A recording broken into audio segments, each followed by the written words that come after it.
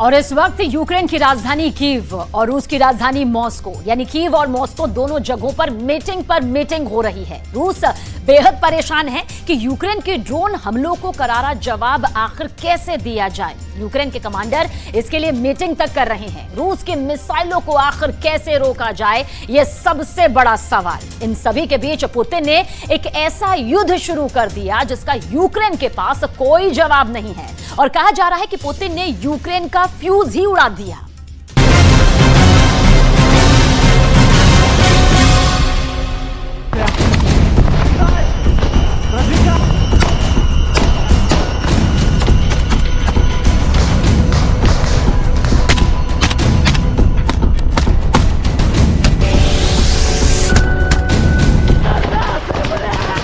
हो रहा अभी था, अभी नहीं दिखा, पर गायब हो, उधर गया, इधर आ रहा।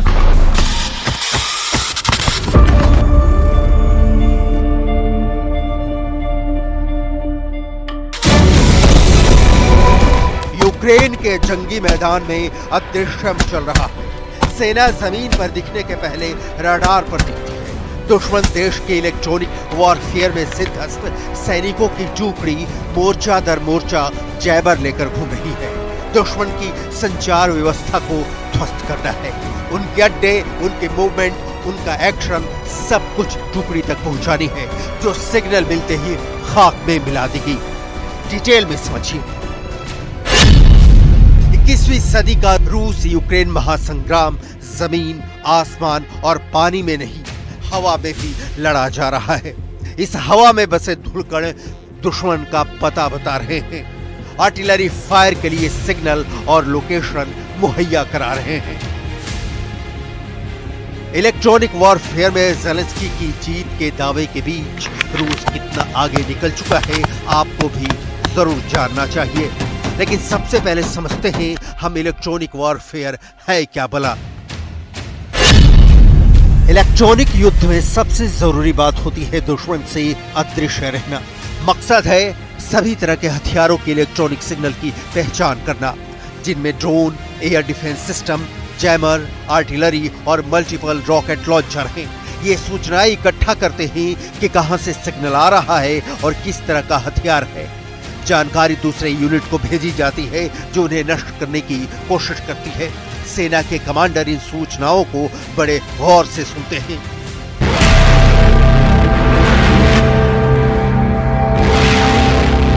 ऐसा कई बार हुआ कि यूक्रेन की सेना ने रूस के सैनिकों की बातें सुनी और उसके मुताबिक कार्रवाई की और सफल भी रहे। रूस की इलेक्ट्रॉनिक वॉरफेयर की कमजोरी की आपको पूरी डिटेल दिखाएंगे। रूस ने इस कमजोरी के लिए कौन कौन से नए हथियार तैनात किए हैं, लेकिन उसके पहले इलेक्ट्रॉनिक वॉरफेयर में होता क्या है, ध्यान से उसे समझना बहुत जरूरी है, क्योंकि ये नए दौर की जंग है और ये बिल्कुल नया हथियार है जहां जमीन की लड़ाई हवा में लड़ी जा रही है। इलेक्ट्रॉनिक वॉरफेयर या इलेक्ट्रॉनिक युद्ध में मान लीजिए कि अगर हम एक ही जगह कई सारे रेडियो स्टेशन देखते हैं तो इसका मतलब होता है कि यहाँ दुश्मन का कमांड पोस्ट है। अगर कुछ रेडियो स्टेशन आगे बढ़ते हुए दिखते हैं तो इसका मतलब है जवाबी आक्रमण या हमला। जानकारियां पाने के लिए रेडियो तरंगों, माइक्रोवेव, इंफ्रारेड या दूसरी किसी और फ्रीक्वेंसी की तरंगों का इस्तेमाल करते हैं।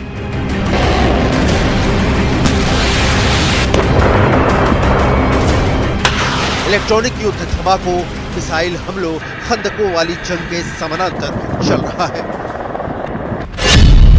आपको याद हो तो युद्ध की शुरुआत फरवरी 2022 में चौतरफा हमले के समय रूस के पास 18,000 इलेक्ट्रॉनिक वॉरफेयर सैनिक थे, लेकिन इसके बावजूद उनका प्रदर्शन उम्मीद से बहुत खराब रहा था।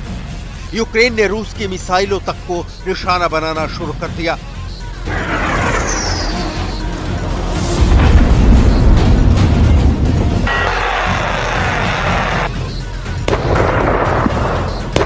काउंटर अटैक में भी यही हो रहा है। ज़ेलेंस्की की सेना सूचना इकट्ठा करने के काम में गजब की तेजी दिखा रही है। यूक्रेन का अब 1 इंच भी बढ़ना पुतिन के लिए परेशानी का बड़ा कारण बन जाएगा। आज का युद्ध टैंकों से लड़कर नहीं जीते जा सकते। बावजूद इसके कि दुनिया भर के वॉर एक्सपर्ट की मानना है कि इस युद्ध का फैसला आर्टिलरी से होगा। पुतिन इलेक्ट्रॉनिक युद्ध की जरूरत जानते हैं। रूस ने जाम करने वाली बहुत सारी टेक्नोलॉजी अब विकसित कर ली है। क्रास 4 यह हवाई टारगेट और एयर डिफेंस सिस्टम को निशाना बनाता है। दूसरा हथियार है ज़ीटेल, ये सैटेलाइट सिग्नल को जाम करता है। ज़ीटेल जैमर 30 किलोमीटर के इलाके में जीपीएस सिग्नल को जाम कर सकता है। तीसरा हथियार है लेयर 3, यह फोन और रेडियो कम्युनिकेशन का सिग्नल जाम करता है।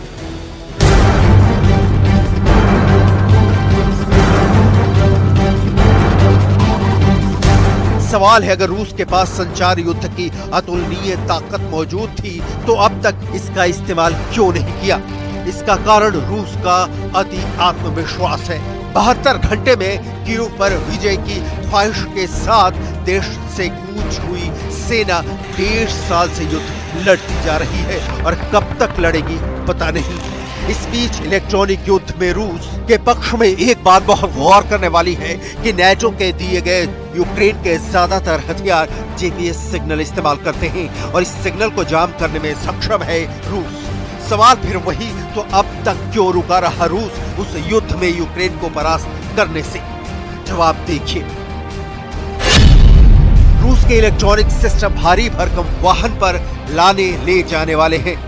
इनका मूल काम रक्षात्मक यानी डिफेंसिव है। वॉरफेयर सिस्टम बहुत तेज और फुर्तीले नहीं है। रूस के पास इनकी संख्या भी ज्यादा नहीं है।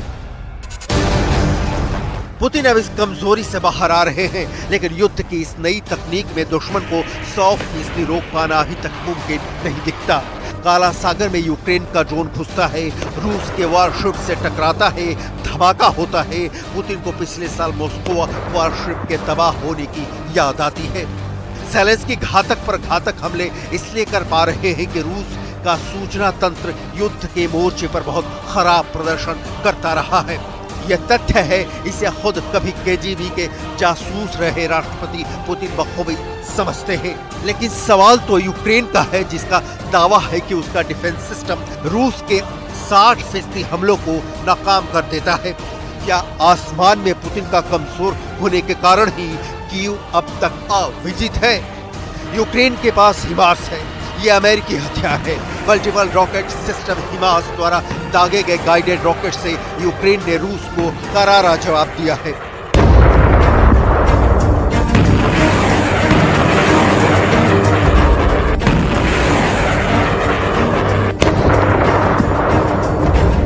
फरवरी 2022 से यूक्रेन ने रूस के 100 बड़े इलेक्ट्रॉनिक वॉरफेयर सिस्टम को नष्ट किया है। पश्चिमी मीडिया में छपी रिपोर्ट के मुताबिक, जिसकी पुष्टि नहीं की जा सकती।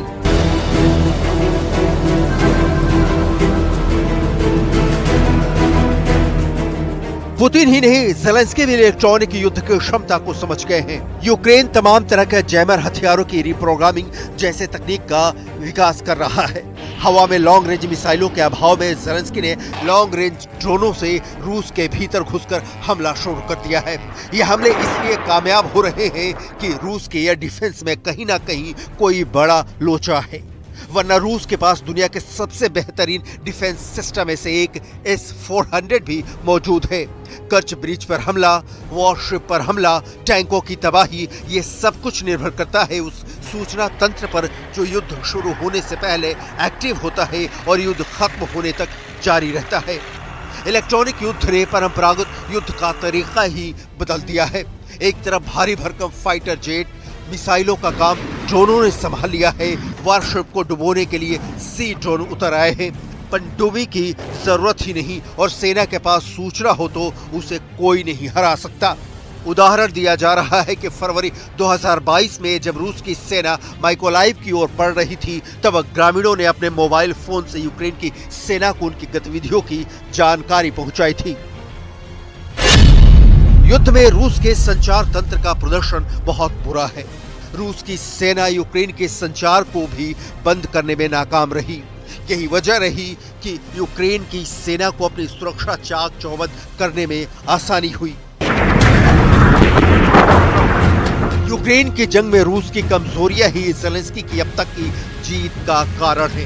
पुतिन के पास क्षमता भी है और इरादा भी, लेकिन पुतिन उस विकल्प तक पहुंचने के लिए पहले सब कुछ इस्तेमाल कर रहे हैं।